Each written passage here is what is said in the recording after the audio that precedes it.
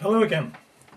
Following on from my little conversation about the Kinks and their vinyl releases and the few that I have, I would like now to move on to the CD collection. Fortunately, the albums have been re-released on CD, all their albums, so it gave me the chance to catch up on them. Now, I have quite a collection of those here, just to give you an idea. Hopefully you'll find some interest in it, because the first Kinks album was just called The Kinks. It included, as did their second album, Kinda Kinks, tunes and songs by other writers and other artists, as Ray Davies hadn't actually come into his own at that stage of writing his own songs. The King Controversy, which I have on the vinyl you saw earlier, that being the third album, I think was the last one where they were really using other people's material, and they got very much into Ray Davies's writing from now on. Face to Face, probably one of my favourite albums. It did get purchased for me by a girlfriend, I suppose, but that apart. It is a good album. It's got good tracks, and also, of course, it's one I've had on vinyl, so I'll have played it several times over the years and I'm very familiar with it. Another highly rated and highly thought of album is Something Else by the Kinks.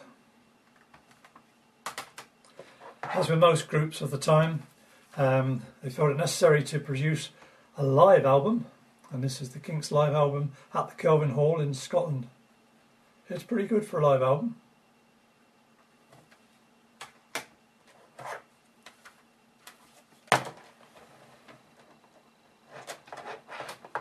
Just having a little problem sorting out my order or sequence. There we go. After that came the much talked about, at least in more recent times, of the Village Green Preservation Society. It, as Ray Davies often says, it did absolutely nothing at the time, but has become more popular with age.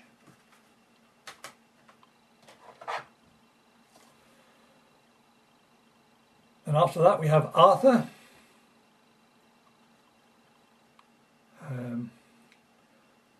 The Decline and Fall of the British Empire subtitle.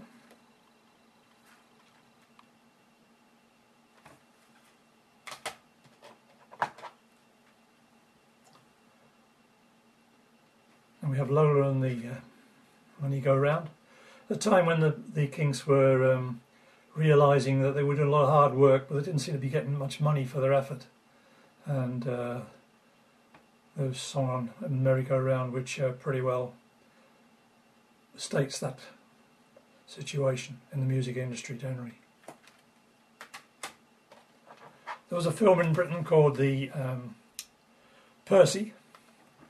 It wasn't much of a film, but there was a soundtrack to it, and this is it.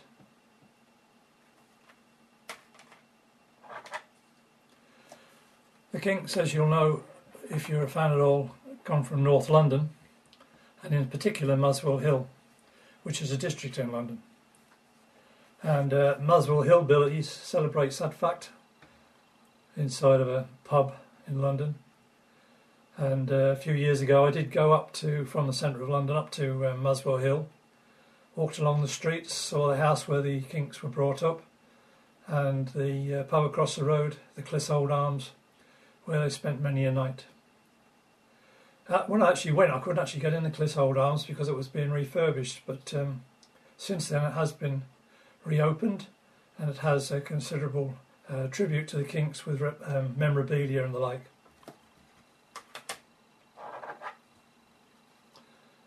Right, now Everybody's in Showbiz was the next one. It was a good series they put out here because it gave me and a lot of other people, I would imagine, a chance to catch up on the pieces they'd missed, and also we're putting bonus tracks on The singles and B-sides were covered as well. This wasn't the best time for the Kinks in my view. They brought out Preservation Act, which was an attempt at a soap opera. I don't think it was really a success, and it never actually materialised into anything significant. And the second part of it, believe it or not, is called Preservation Act 2. There isn't any particularly brilliant songs that I can recall on these two albums. When soap opera came out though, the songs were getting back a bit more like what you would expect from the Kinks. As with Schoolboys in Disgrace, this was the time when the Kinks was setting the way for ACT's Angus Young to walk around in a schoolboy uniform. There was also some very good covers, I believe. This one of Ray in the white face, much as looking a bit like a mime artist, but I quite like that one.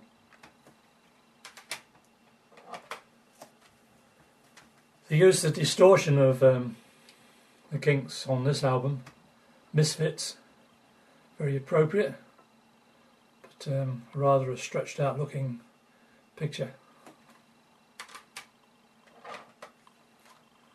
Low Budget, that's the CD copy of the vinyl I have. One or two decent tracks, and I think they did quite well in America compared with the UK.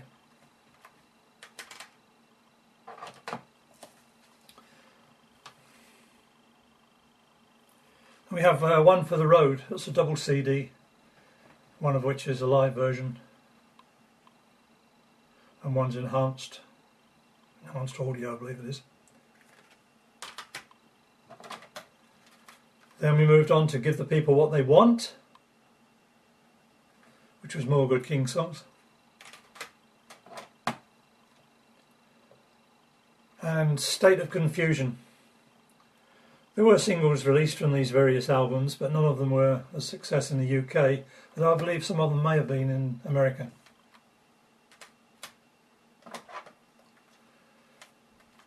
Not many left of the actual new material CDs that the Kinks released.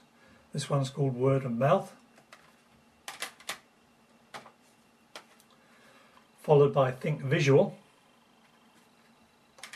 and the very final Kinks album with new material, which was Phobia.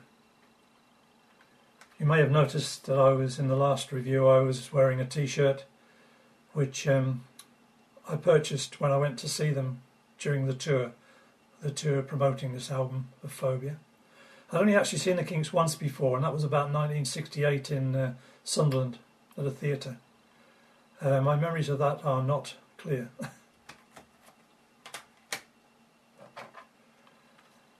I did notice that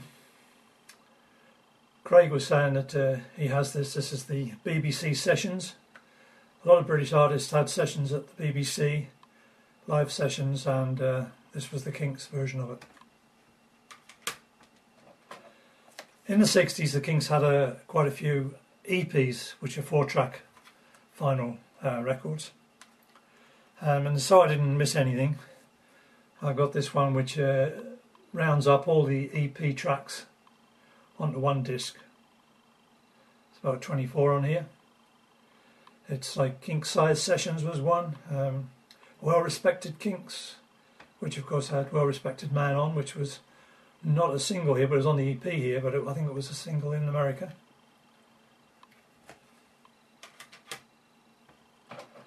And after I had all those albums on CD, I found there was one single missing, and so I bought it on eBay, a copy of the Kinks singing Days on a little EP, just to make it sort of complete. Alas, the Kinks are no more as such, and are unlikely to be so, and I was very annoyed that Pete Quaife and company couldn't have got together before his death a couple of years ago. However, I have been to see Ray Davies and Dave Davies since then.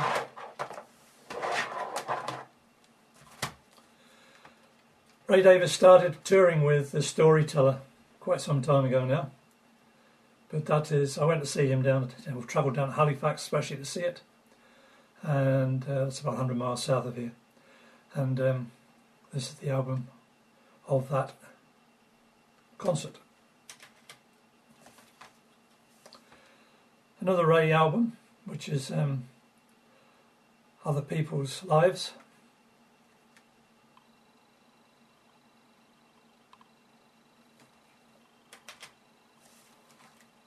And we have Working Man's Cafe.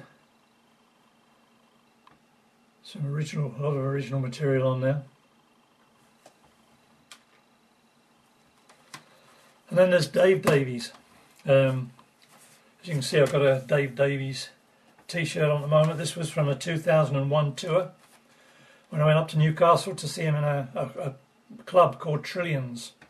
It only took 200 or 300 people, so it was one of these basement clubs which had a great atmosphere, and I was stood right at the front next to the stage, so it was a really good concert.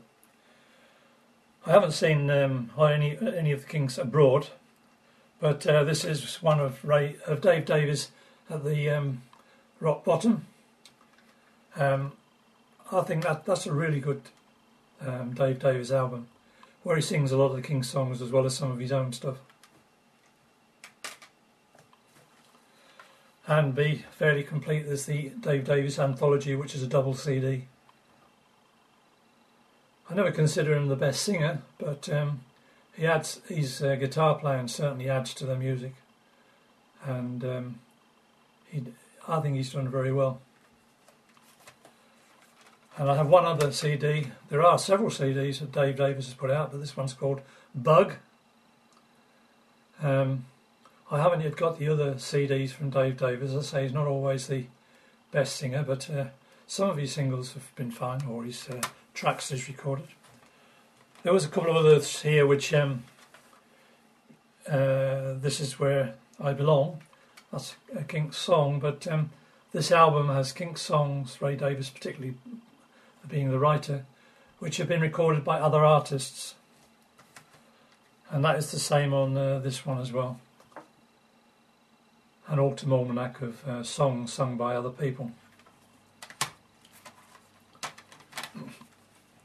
Well, that's about it for music on disc.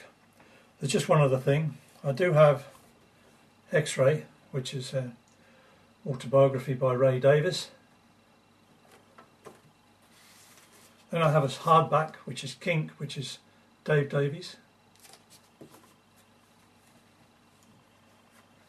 This is entitled The Official Biography of the Kinks and has quite a lot of information in. But the real gospel, as it were. The Kinks All Day and All the Night by Doug Hingman. This is a day-to-day account of the Kinks. So anytime the Kinks did anything, like release a single, appeared in a on stage somewhere, or anything of note in the life of the Kinks and the history of the Kinks, it's recorded in here. So it's a very good reference book, as you can look back to any year and see what happened. Well, that concludes my little Kinks review.